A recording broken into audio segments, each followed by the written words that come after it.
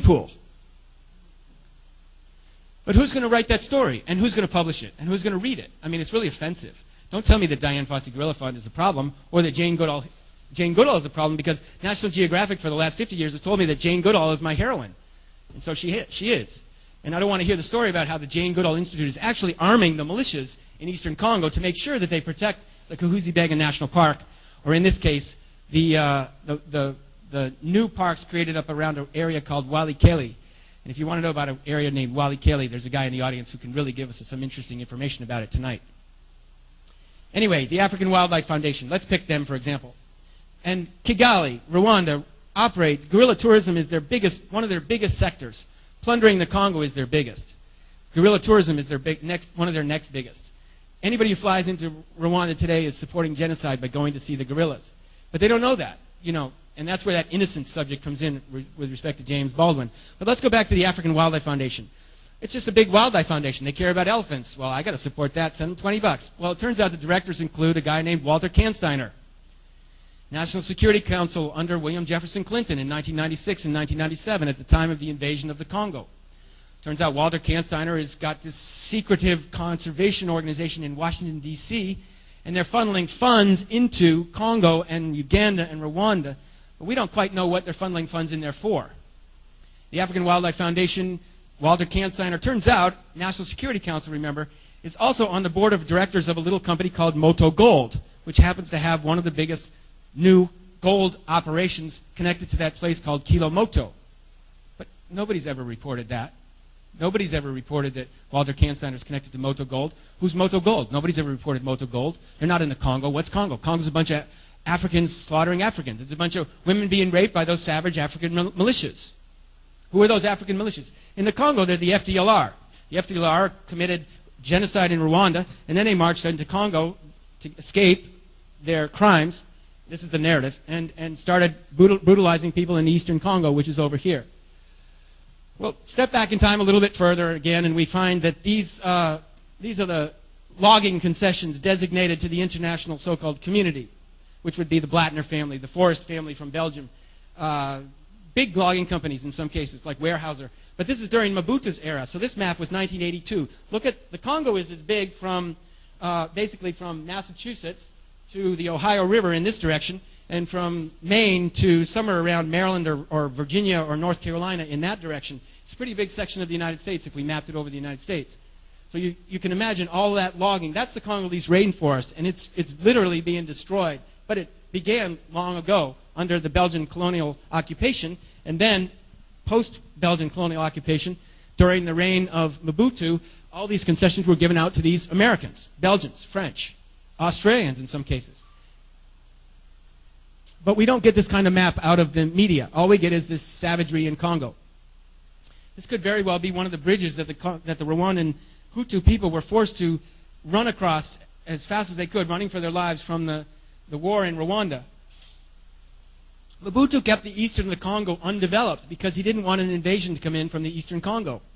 Eastern Congo was very far from Kinshasa, where Mobutu had one of his bases. He had another base up in Gabadolite in the north where he was from, and he had another palace in Lisala. But his biggest, safest place to be in the Congo was on the Congo River on a yacht. It's more like a barge. And some of the people that protected him were Mossad agents and Belgians.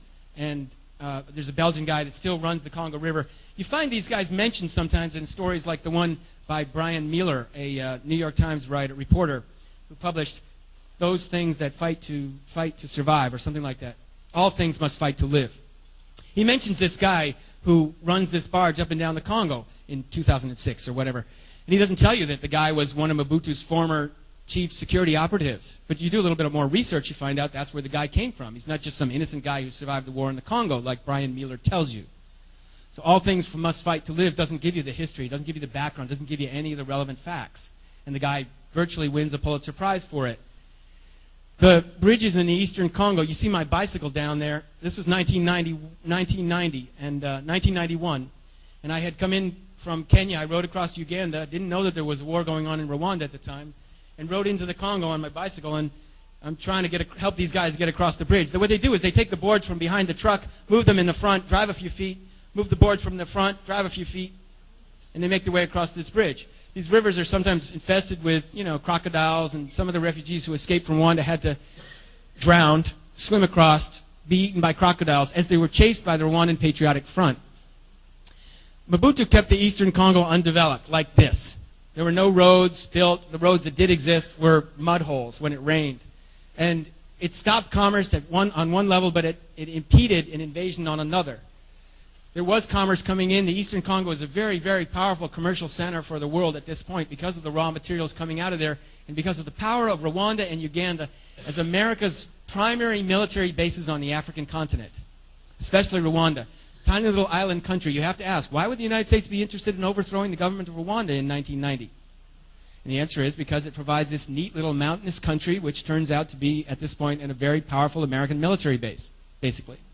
There's several bases that have been built, but it is an American military protectorate. And they're sending troops from, if I said this already, I'm going to say it again, they're sending troops from Uganda and Rwanda through AFRICOM, the Pentagon's Africa Command, to Iraq and Afghanistan. This is Kinshasa. You see the Mercedes-Benz. Well, the Mercedes-Benz has always been used as a symbol by the American media of the corruption of the Mobutu regime.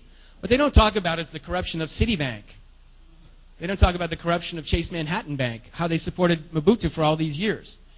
They supported Mobutu's arming of those troops that were sent in whenever students protest, or whenever women took off all their clothes in protest to the brutalization of the dictatorship and then were brutalized by the dictatorship.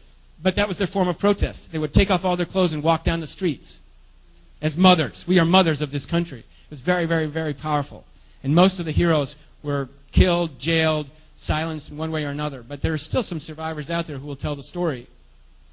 The plantations in the heart of the Congo, big, big business by and the logging companies, big, big business by the late 1980s, supporting Mobutu, working with Mobutu. So these are the people behind Mobutu. Whenever the media talks about Mobutu today, they talk about how Mobutu plundered the country and filled up the Swiss bank accounts, as if he was the only guy involved, and as if it was all an African affair. Mobutu was the front man. He was the fall guy. When somebody goes down, there has to be a fall guy. In this case, Mobutu went down. They were done with him. They had to replace him because by 1996, after 40 years of Mobutu, the Congo was this amazingly well-conserved or preserved country of raw materials, which had barely begun to be plundered, even though it had been plundered phenomenally, and the people had been, brutalized for years and years and years, meaning decades and decades and decades. If you can get a caterpillar or whatever it is like that into Isangi on the Lomami River in the middle of Congo, you can get basic education into the Congo. If you can get this kind of equipment in there and get those $15,000 logs. Each log you see in that picture is a $15,000 log. If you can get those out, you can get basic health care in there. So this is structural violence by design. It's not an accident that Africans are poor. It's not an accident that they don't have access to raw materials, to basic health care, basic education. In the Sudan, the missionaries will send in Bibles where people are starving to death and then hold Bible ceremonies where the people are starving to death. I mean, the people are literally falling over while they're reading the Bible, praying to God. Why can't you send in food? What is the missionary organization really about? Here you see the Congo River in Bendaka, and you see the quality of life for the average person in the pirogue, the basic, this is what the average person uses to get up and down the river. And in the back, you've got more of the dilapidated infrastructure. And the point is that you've got plunder on one hand, you've got an economy of plunder, an economy of power, an economy of white supremacy, and on the other hand, you've got an economy of exploitation, an economy of suffering. One cannot exist without the other. They exist together. The raw materials, the labor from the economy of suffering provide for the economy of power. And those logs, as I said, are $15,000 a piece logs. They're coming out at a phenomenal rate, being shipped to Korea, Japan, the United States, Belgium, France, etc., etc. Thailand stripped all their logs, their forests years ago, so they're buying logs out of the Congo. Who's making all the money? George Samja. George Samja has nice clothing, brand new glasses. He flies in and out of Belgium whenever he wants. He's got a brand new four-wheel drive. He's got 5 brand new four-wheel drives. And he's got his nephew who comes in to help him when he needs to. He's got everything he wants. He promised the people in this village a school 10 years ago. Meaning, I was there in 2005. He had promised them a school in 1995. The school hadn't even been started. And he was still telling them, well, I'm going to build your school. The people knew that this wasn't going to happen. But what do?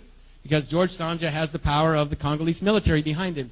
Another guy, a really interesting guy, is this, I'm skipping his name for the moment, but he runs this company called Belgo Congo, which is just behind that little fence there. It's a small automobile and vehicle repair, mechanic service, but he also owns vast plantations around Kisangani. This is Kisangani in the heart of the Congo. And you see that this poor guy is just absolutely, trying to earn $2 pushing cassava leaves on an old beat-up bicycle or charcoal or whatever it is. If he earn, he'll earn $1, maybe $1, working all day long. Maybe it takes him a week to make $1, because on those plantations where he went, they were making $1 a week. No, it was $1. It was 500 francs. I better check that information because it wasn't a day, and I think it was more than a week. In any case, it's not much money, and it's a lot of suffering. But the guy that runs this Belgo Congo has a lot of plantations around Kisangani, and he was contracted by AFRICOM, meaning the Pentagon, to build the first base for AFRICOM in Kisangani, which has been built now in the last year in Kisangani. And he didn't bid on that. He was just given the contract. It's total corruption. And this guy's he's French. He's a French and Belgian man background, I think. And his bulldozers and his power equipment was used to bury the refugees that didn't survive in the Kisangani region when they were all massacred back in 1996-97. The RPF, the Rwandan Patriotic Front, meaning the president of Rwanda, sent his people in, the RPF, and I think Kagame was nearby, the president, and Museveni from Uganda sent their people in and chased these refugees across the region. So here's Uganda, and here's tiny little Rwanda and Burundi, and Kisangani is somewhere, the bend in the river. I think it's here. What? Up here. Anyway, it's in there. And the point is that it's very deep in the Congo. And they can get their raw materials in and out, and they ship their raw materials